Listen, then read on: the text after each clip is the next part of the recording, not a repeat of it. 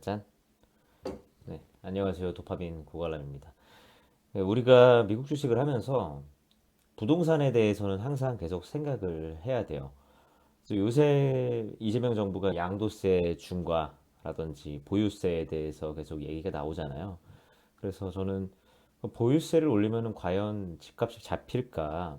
라는 거에 대해서 한번 생각을 하고 얘기를 좀 나눠보고 싶은데요. 저는 이 주제를 놓고서 이게 된다, 안 된다라기보다는 어디까지가 효과가 있고 어디까지가 한계인가라는 이런 관점에서 좀 정리를 해보고 싶은데요. 사실은 보유세를 올린다고 해서 집값을 완전히 떨어뜨리고 혹자들이 기대하는 것처럼 그런 부동산 시장이 붕괴되고 그렇게까지 되기는 좀 어렵다고 생각을 합니다. 결국에는 부동산 시장을 결정하는 가장 큰 변수는 금리, 그리고 대출, 그리고 공급에 대한 뭐 기대라든지 실제로 공급되는 양이라든지 그런 자본주의적인 논리가 조금 더 합리적이죠. 그래서 그냥 극단적으로 얘기하면은 보유세만 올려놓고 금리는 낮고 대출은 풀려 있고 유동성이 많으면은 저는 집값이 잡히기는 조금 어렵다고 생각을 합니다. 실제로 역사적으로도 세금 때문에 집값이 폭락한 사례는 거의 없다고 알고 있고요. 다만 이제 보유세는 아무런 효과도 없다. 이렇게 보기에는 좀 어려운 게 일단 보유세라고 하는 거는 집값 자체를 완전히 하락시킨다기보다는 기대 수익률을 깎는 성향이 좀 있다고 생각을 합니다. 여기서 가장 많이 나오는 반론은 그거죠. 이 보유세 올려봤자 집주인이 내야 되는 세금은 전월세로 다 전가가 된다, 모두. 근데 이 말이 성립하려면은 세입자가 그 오른 만큼의 보유세분을 다 감당을 할 수 있어야 되거든요. 예를 들어서 보유세를 연간 3%까지 극단적으로 올린다고 가정을 했을 때 공시지가가 20억인 집이라면은 1년에 6천만 원이에요. 그럼 예를 들어서 보유세가 원래 0%라고 그냥 쉽게 가정을 했을 때 3%가 되면은 6천만 원이 오른 거잖아요. 그러면 1년에 6천만 원이라는 돈을 세입자한테 다 전가를 하고 세입자가 다 감당을 할 수가 있냐? 과연 그럴 수가 있을까요? 이걸 받아줄 만한 세입자가 한국에 그렇게 많을까요? 일단 경제 규모가 그렇게 될 수가 없고요. 가처분 소득이 절대 그 정도가 되지가 않고 그래서 현실은 제 생각에는 일부는 그들에게 전가가 되고 일부는 집주인이 부담을 하고 일부는 뭐 이것도 저것도 아니면은 결국엔 매도로 이어질 수도 있다 라고 생각을 하거든요. 그리고 또 하나 한국에는 이제 독특한 세계랑 비교를 하면 독특한 게 하나가 있죠.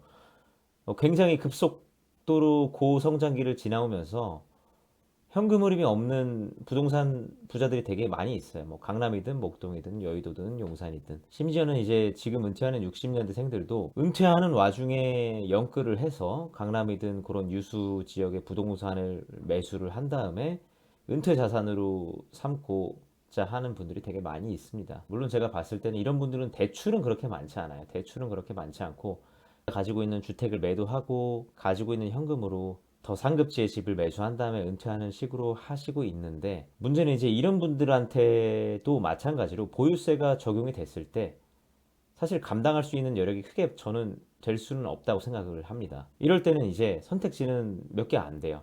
그들의 자녀들이 이러한 세금을 감당할 수 있는 여력이 되거나 아니면 증여받을 수 있는 여력이 된다든지 이것도 저것도 아니면은 결국에는 매도할 수밖에 없을 수도 있습니다.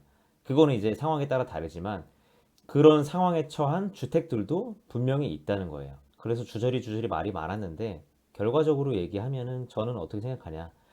지금 정부가 얘기하고 있는 양도세 중과가 적용이 되고 거기에 대해서 그 후에 보유세까지 올린다고 했을 때 분명히 지금처럼 부동산에만 자본이 쏠리는 현상은 막을 수 있다고 생각합니다. 저는 정부의 목표가 이거라고 생각을 하고요. 만약에 그게 진심이라면 진심이 아닐 수도 있죠. 왜냐면 제가 지난번에 찍은 영상에서 말씀드렸지만 그들이 가진 거는 강남에 있는 부동산이고 그들이 상대적으로 가지지 않고 있는 거는 금융시장이에요. 그렇기 때문에 그게 진심인지 진심이 아닌지는 제가 알 수 없습니다. 뭐 정치적인 얘기를 할 이유도 없고요. 제가 이런 채널에서. 결국에는 이런 보유세 인상이라고 하는 게 자본의 흐름을 어느 쪽으로 가게 하느냐가 핵심 목표라고 생각을 하는데 그랬을 때 저는 어쨌든 강남이나 핵심 상급지 같은 경우는 버티지만 지금과 같은 상승세를 이어갈 수는 없을 것이다. 주춤하거나 횡보할 것이다. 근데 이런 보유세가 전 지역에 동일하게 적용이 된다고 했을 때는 그 외의 지역에 대해서는 투자 매력이 급락하면서 하락 압력이 조금 있을 수도 있다고 생각합니다. 그 이유는 보유세가 자본을 조금 더 선별적으로 만들기 때문이라고 보시면 될 것 같습니다. 일부 부동산에 자산이 굉장히 몰려 있으신 분들은 항상 그렇게 얘기를 해요. 아까 제가 영상 초반에서도 얘기를 했지만은 보유세를 올리면 그게 전부 다 전월세입자들한테 전가가 된다. 그건 절대 말도 안 되는 얘기입니다. 그걸 감당할 만한 여력이 안 돼요. 그러면은 결국에는 분담하게 되는 형태로 되는데, 그렇게 됐을 때 자본에 대한 기대 수익률이 떨어지게 된다는 얘기예요. 그러면 기대 수익률이 떨어지면은 그 자본은 분명히 다른 곳으로 갈 수 있습니다. 정부가 목표하는 거는 그게 국내 주식 시장이라고 저는 생각을 하지만은, 그거는 뭐 국내 주식 시장으로 갈 수도 있고 해외 주식으로 갈 수도 있고 현금 부여가 될 수도 있고, 어쨌든 유동성이라는 게 작금의 한국에서는 부동산으로 대부분 그 유동성이 흘러가지만, 보유세라는 게 그런 경향을 조금 바꿀 수가 있다는 게 저의 생각입니다. 그래서 정리하면은, 공급 없이 보유세 하나만으로 집값을 잡는 무기는 아니라고 생각을 합니다. 하지만 저는 보유세가 분명히 강력한 무기라고 생각은 해요. 집값이 계속 오를 거라고 생각하는 그런 믿음을 약화시킬 수 있는 도구라고 생각을 합니다. 강남이나 그런 핵심 유수 지역은 멈추고 나머지는 정리되고, 거기서 또 남는 자본은 이제 금융자산, 어떤 금융자산이 될지 모르겠지만 다른 자산으로 분명히 이동시킬 수 있는 여지가 있는 정책이라고 생각을 합니다. 이 정도 효과는 충분히 있다고 생각을 하고, 사실 결국 생각해보면은 집값을 잡기 위해서 대출을 조인다. 대출만 조이고 그들만의 리그를 열겠다.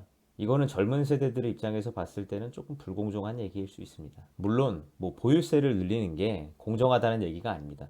그러니까 대출만 조여놓고, 거래세는 되게 세잖아요, 우리나라가. 그러니까 거래세는 센데 보유세는 낮다. 그럴 수도 있습니다. 그럴 수도 있어요. 근데 만약에 보유세를 올리겠다, 그럼 거래세를 낮춰야 된다고 생각을 해요. 거래는 자유롭게 좀 편하게 낮은 세금으로 거래를 하고, 보유세는 높고, 그런 방향으로 갈 수도 있는 거죠. 제가 말씀드리고 싶은 거는 뭐냐면은, 결국에는 정부가 보유세에 대한 얘기를 먼저 했단 말이에요. 거기에 대해서 그 정책의 결과가 어떻게 될지를 제가 한번 예상을 해보고 싶었던 거예요. 제가 다시 말씀드리고 싶은 거는, 결국에는 그 혹자들이 얘기하는 보유세 이꼴 전월세 입자들에 대한 100% 정가, 이거는 말이 안 된다. 그렇게 될 수는 없을 겁니다. 우리나라가 경제 체급이 그 정도가 되지 않습니다. 오늘 영상 여기까지입니다.